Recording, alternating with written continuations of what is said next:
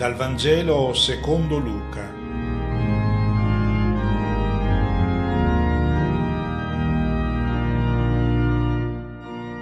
Una buona domenica a tutti in questo inizio di Avvento. Il brano evangelico che ascolteremo tra poco è stato pronunciato da Gesù nel Tempio.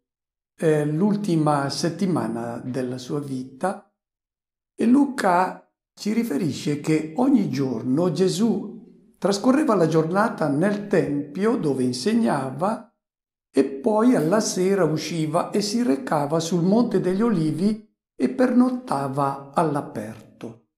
Il Tempio era una delle meraviglie del mondo, una delle costruzioni più famose e più belle. Era la gloria di Israele questo Tempio.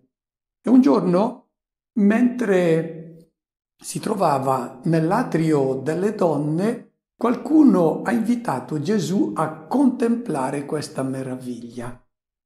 Si aspettavano naturalmente che Gesù condividesse la loro gioia in questa contemplazione della meraviglia del Tempio di Erode. Invece la risposta di Gesù ha sorpreso tutti. Di tutto questo non rimarrà pietra su pietra. E per i discepoli la distruzione del Tempio significava il crollo di tutte le loro speranze, di tutte le loro certezze anche religiose, perché nel Tempio c'era la presenza del Signore, quel Signore Dio di Israele invincibile che aveva sconfitto l'esercito egiziano. Il Tempio non poteva crollare e per cui di fronte all'affermazione di Gesù sono rimasti sconcertati. Se non rimane pietra su pietra del Tempio, che ne è di tutte le nostre speranze? Ecco, è di fronte a questo stupore che è stato suscitato nei suoi discepoli dalle sue parole che Gesù ha introdotto un annuncio sorprendente. C'è un mondo che sta per finire, che deve finire, ma c'è da rallegrarsi, non da rattristarsi, perché sta per nascere un mondo come quello che Dio ha voluto. Entrerà nel mondo una forza capace di distruggere, di eliminare quel germe negativo che ha portato a quel mondo triste, colmo di ingiustizie nel quale noi stiamo vivendo. Ascoltiamo questo annuncio.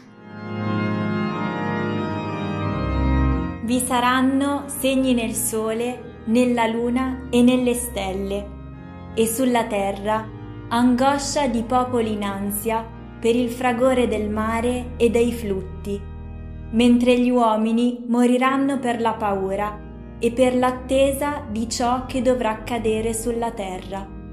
Le potenze dei cieli, infatti, saranno sconvolte. Stiamo preparandoci alla festa del Natale e tutto dovrebbe parlarci di gioia, di festa, di canti, di pace, di amore. Invece le parole di Gesù che abbiamo appena ascoltato sembrano incutere paura e quindi ci sembrano poco adatte al tempo liturgico che ci prepariamo a vivere. Se ci spaventano è perché non abbiamo capito il linguaggio impiegato da Gesù. Gesù ha introdotto il suo messaggio con il linguaggio apocalittico e apocalittico non significa catastrofico, anche se le immagini suggeriscono catastrofi. Apocalittico significa svelare, togliere il velo su un mistero che esiste nel mondo. E qual è questo mistero? È quello di sempre, mistero del dolore. Perché? Perché le ingiustizie, perché le guerre, perché le violenze sui più deboli, i soprusi, le oppressioni, la miseria accanto all'uso più sfrenato, allo spreco. E credo che tutti noi a volte ci siamo posti questo interrogativo: ma Dio ha fatto bene questo mondo? Certo, Dio lo ha fatto bene e questa situazione misteriosa che ci pone degli interrogativi, non l'ha creata Dio, ma durerà sempre questo mondo che è mosso da una forza che è negativa, che porta a queste situazioni che sono insopportabili, intollerabili. Ecco allora la domanda che si ponevano al tempo di Gesù e che ci poniamo anche noi oggi. Questo mondo durerà sempre o è destinato a scomparire per lasciare il posto a un mondo completamente nuovo, proprio quel mondo che Dio ha voluto fin dal momento della sua creazione?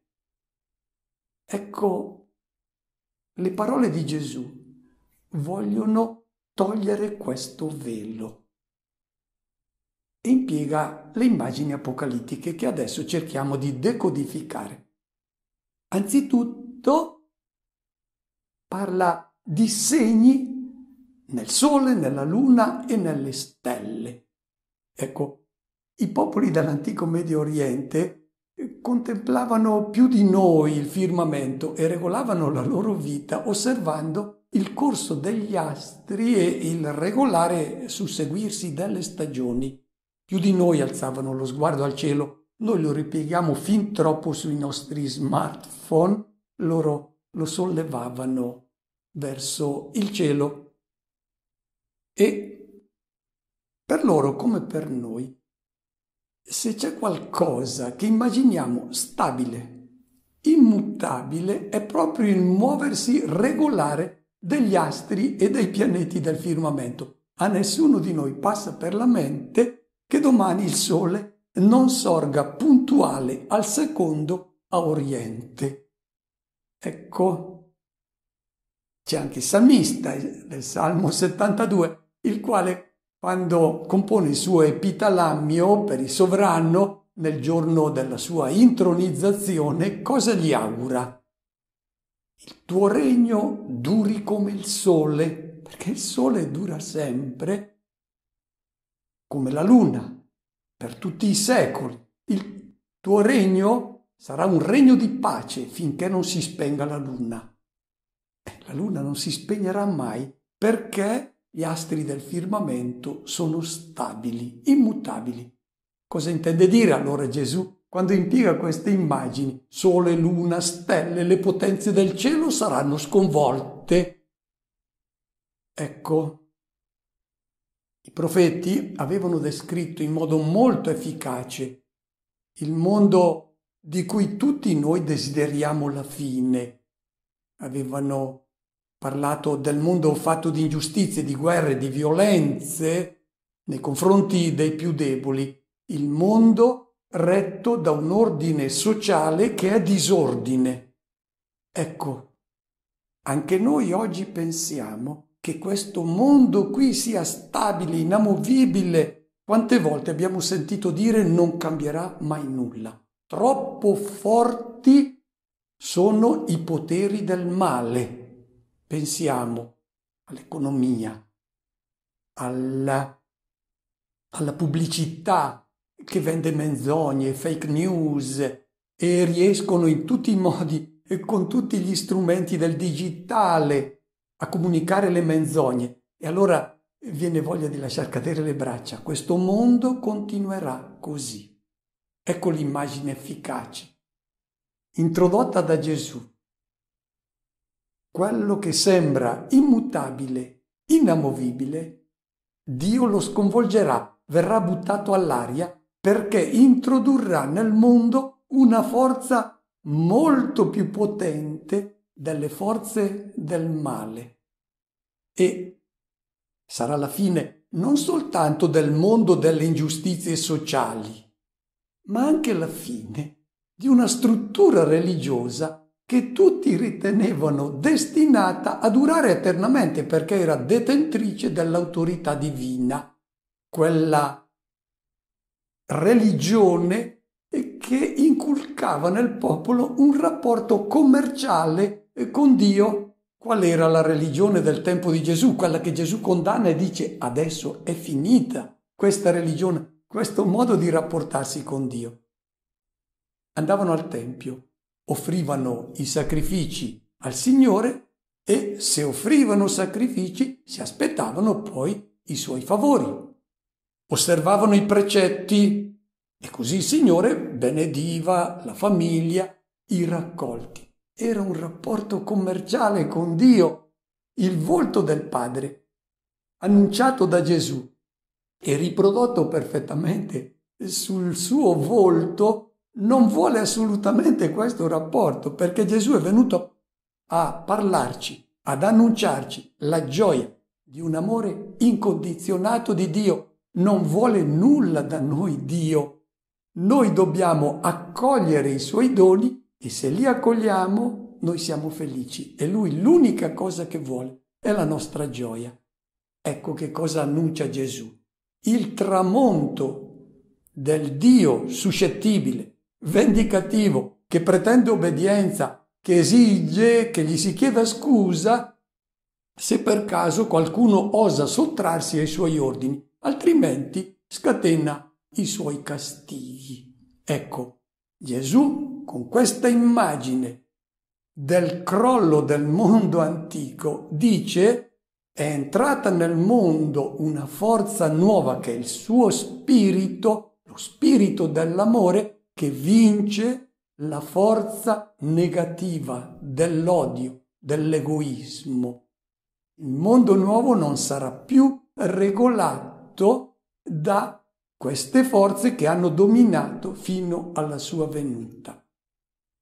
Poi, dopo i segni del cielo, passa ai segni sulla terra, sempre immagini apocalittiche. Sulla terra ci sarà angoscia di popoli in ansia per il fragore del mare e dei flutti. Non spaventiamoci, è un annuncio di grande gioia, perché il mare era il simbolo delle forze negative. Nel mare c'erano i mostri che lottavano contro la vita e contro il progetto d'amore di Dio. Cosa fa il mare adesso che arriva questa forza divina? Non può che agitarsi nel tentativo di resistere, di perpetuare il mondo antico. Non ce la farà.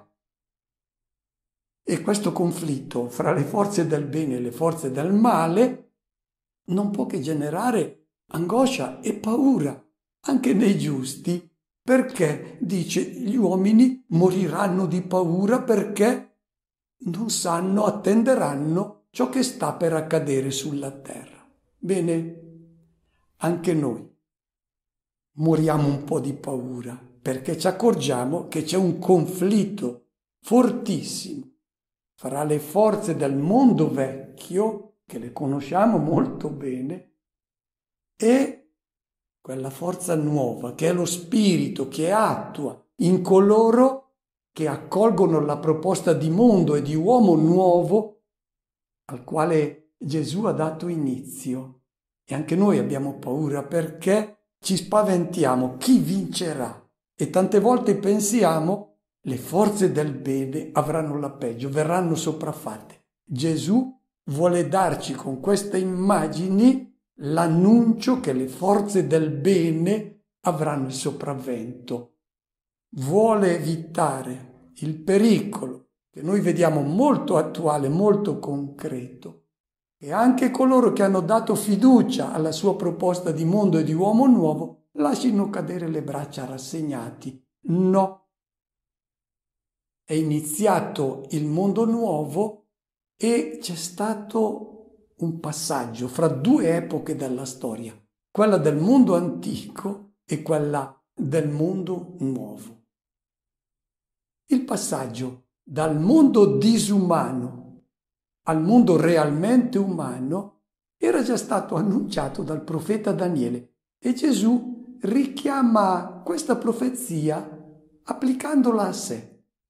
Ascoltiamolo. Allora vedranno il Figlio dell'uomo venire su una nube con grande potenza e gloria. Quando cominceranno ad accadere queste cose, risollevatevi e alzate il capo, perché la vostra liberazione è vicina. Nel capitolo 7 del libro del profeta Daniele viene presentato il mondo vecchio, quello antico, come un mondo bestiale.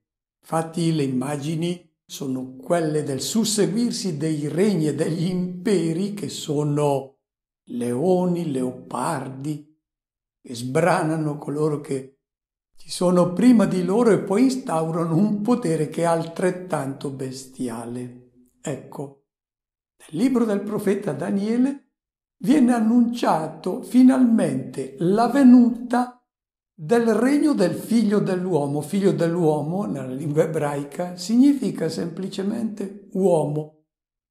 Un uomo vero che realizza in pienezza l'identità umana. L'uomo egoista, violento, sfruttatore, dissoluto, è disumano, è bestiale e crea quel mondo vecchio del quale già il profeta Daniele aveva annunciato la fine. Ecco ciò che Gesù annuncia, il trionfo dell'umano sul disumano. Difatti dice: quando cominceranno ad accadere questi segni, e noi dobbiamo essere in grado di cogliere questi segni del mondo nuovo, perché siamo spaventati dalle vittorie del mondo antico, quello del male. No, dobbiamo essere vigilanti e saper cogliere la presenza del mondo nuovo. E ecco la domanda allora che noi ci poniamo: come collocarci di fronte a questa rivelazione fattaci da Gesù? Perché ci si può lasciar coinvolgere in questa storia di Dio oppure si può rimanere ai margini. Cosa ci dice di fare Gesù? Prima cosa, mettetevi diritti. Il verbo greco è molto bello. Anakupto significa tu che pieghi il capo, che ti inchini magari per vergogna, per paura, perché sei schiacciato.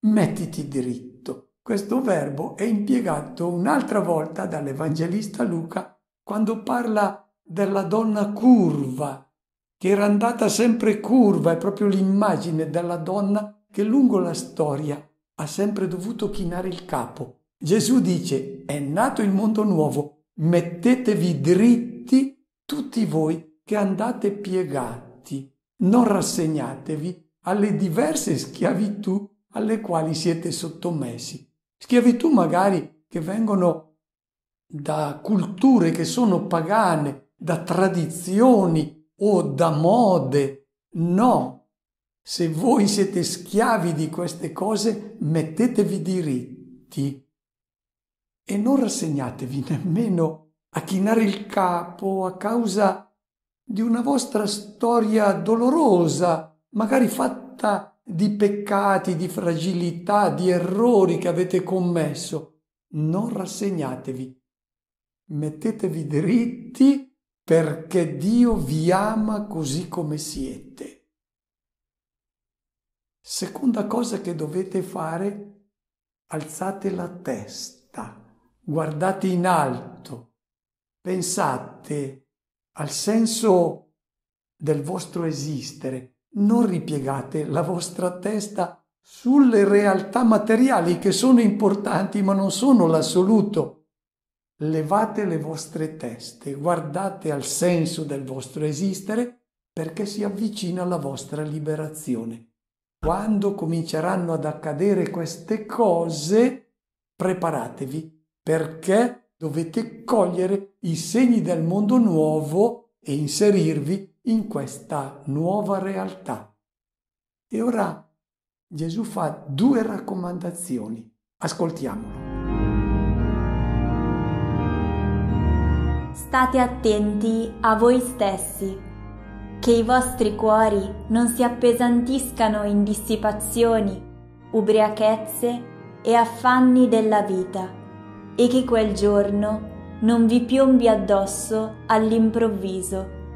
Come un laccio, esso infatti si abbatterà sopra tutti coloro che abitano sulla faccia di tutta la terra. Vegliate in ogni momento pregando, perché abbiate la forza di sfuggire a tutto ciò che sta per accadere e di comparire davanti al Figlio dell'uomo. Sentiamo adesso che raccomandazioni ci fa Gesù nell'attesa che nasca e come dobbiamo inserirci in questo mondo nuovo al quale ha dato inizio.